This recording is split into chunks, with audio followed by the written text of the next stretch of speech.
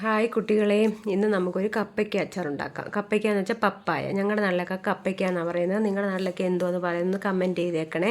അങ്ങനെ ഞാൻ ഇന്നലെ വൈകിട്ട് വീട്ടിലൊന്ന് പോയായിരുന്നു. ഞാൻ റിച്ചിക്കുട്ടനും ഇങ്ങനെ ചുമ്മാ വിചാരിക്കും ഒന്ന് വീട്ടിലൊന്ന് പോകാമല്ലോ എന്ന്. വൈകുന്നേരം അങ്ങനെ ഞങ്ങൾ മിക്കവാറും വൈകുന്നേരങ്ങളിലൊക്കെയാണ് വീട്ടിൽ പോകുന്നത്. അങ്ങനെ ഉമ്മിച്ചാട് ഞങ്ങൾ അങ്ങ് ചെന്നു. വീട്ടിൽ ചെന്നിട്ട് ഉമ്മിച്ചാട് പറഞ്ഞു, ഉമ്മി എനിക്ക് ഒരു കപ്പയ്ക്ക വേണമെന്ന്. അങ്ങനെ അതിനകത്തൊരു പഴുത്ത കപ്പയ്ക്കായും ഉണ്ടായിരുന്നു, ഒരു പച്ച കപ്പയ്ക്കായും ഉണ്ടായിരുന്നു. അങ്ങനെ ഞാൻ വീട്ടിൽ അങ്ങനെ അത് കുത്തിയിട്ട് ഭയങ്കര പാടായിരുന്നു കുത്തിയിടാൻ. എങ്ങനെയൊക്കെയോ അത് വീണു എന്ന് പറഞ്ഞാൽ മതി. അങ്ങനെ പിന്നെ ഞാൻ വീട്ടിൽ കൊണ്ടുവന്ന് കഴുകി വൃത്തിയാക്കി ചെറുതായിട്ട് അരിഞ്ഞ്, വെറും പൊടിയായിട്ടല്ല, ഒരു ചെറിയ രീതിയിൽ അരിഞ്ഞ് ഈ വലുപ്പത്തിൽ അരിഞ്ഞ് അത് മാറ്റി വെച്ച് വെള്ളം മാറണം കേട്ടോ.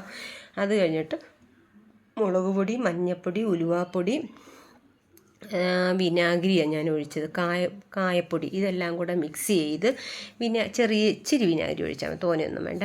വിനാഗിരി ഒഴിച്ച് മിക്സ്, വെള്ളം ചേർക്കാതെ അല്ലാതെ മിക്സ് ചെയ്യാൻ വേണ്ടിയാണ് ഞാനിപ്പോൾ ഈ വിനാഗിരി ഒഴിച്ചത്. അല്ലാത്തവരാണെന്നുണ്ടെങ്കിൽ നിങ്ങളുടെ ഇതിനനുസരിച്ച് നിങ്ങളത് മിക്സ് ചെയ്ത് വെക്കണം. മിക്സ് ചെയ്ത് കുറച്ച് ഒരു അരമണിക്കൂർ മാറ്റി വയ്ക്കണം കേട്ടോ.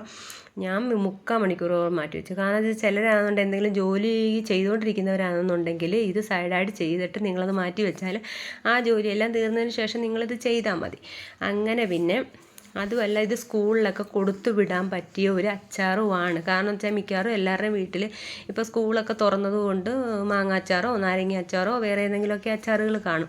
അത് ചിലപ്പം തീർന്നു പോകുകയാണെന്നുണ്ടെങ്കിൽ നിങ്ങൾക്ക് ചില കുട്ടികൾക്ക് അച്ചാർ നിർബന്ധമൊക്കെ ഉണ്ടല്ലോ, നിങ്ങൾക്ക് പെട്ടെന്ന് ഇടാൻ പറ്റിയ ഒരു അച്ചാറാണ്. നിങ്ങളും ഒന്ന് ട്രൈ ചെയ്ത് നോക്കണം കേട്ടോ. അങ്ങനെ ഞാനത് മിക്സ് ചെയ്ത് ഒരു 3/4 മണിക്കൂറോളം വെച്ചു.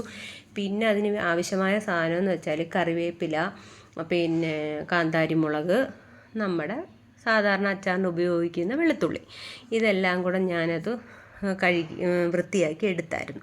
അങ്ങനെ ഞാൻ പാൻ അടുപ്പത്തോട്ട് വെച്ച്, ഞാൻ ഉപയോഗിക്കുന്നത് നല്ലെണ്ണയാണ് കേട്ടോ.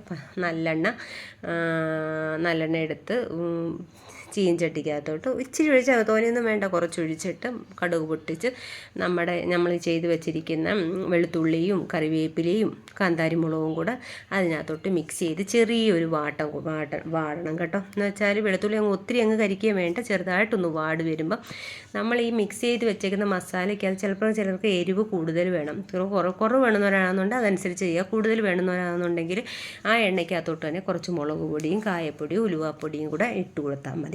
അതിൻ്റെ പച്ചമണം മാറുമ്പോൾ നമ്മൾ കൂട്ടി വെച്ചിരിക്കുന്ന പപ്പായ എടുത്ത് ആ എണ്ണയ്ക്കകത്തോട്ട് തട്ടിക്കൊടുത്ത് കുറച്ച് വിനാഗിരി ഇടുന്നത് ചീത്തയാവാതിരിക്കാൻ വേണ്ടിയാണ് വിനാഗിരി. പിന്നെ നല്ലെണ്ണ ഉപയോഗിക്കുന്നത് പെട്ടെന്ന് ചീത്തയാവത്തില്ല, അതിന് വേണ്ടിയാണ് നല്ലെണ്ണ നമ്മൾ ഉപയോഗിക്കുന്നത്.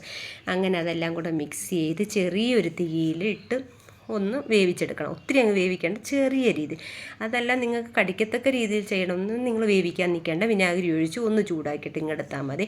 അങ്ങനെ നിങ്ങളുടെ കുട്ടികൾക്കൊക്കെ ചോറിനൂടെ കൊണ്ടുപോകാനും ഒരു അച്ചാറും ആവും. നല്ലൊരു അച്ചാറാണ്, നിങ്ങളൊന്ന് ട്രൈ ചെയ്ത് നോക്കണം. പിന്നെ ഇത് ഇഷ്ടപ്പെട്ടാൽ എൻ്റെ ചാനലൊന്ന് സബ്സ്ക്രൈബ് ചെയ്തേക്കണം, ലൈക്ക് അടിക്കാൻ മറക്കരുത്. ഇത്രയേ ഉള്ളൂ. അങ്ങനെ നിങ്ങളൊന്ന് ചെയ്ത് നോക്കുക.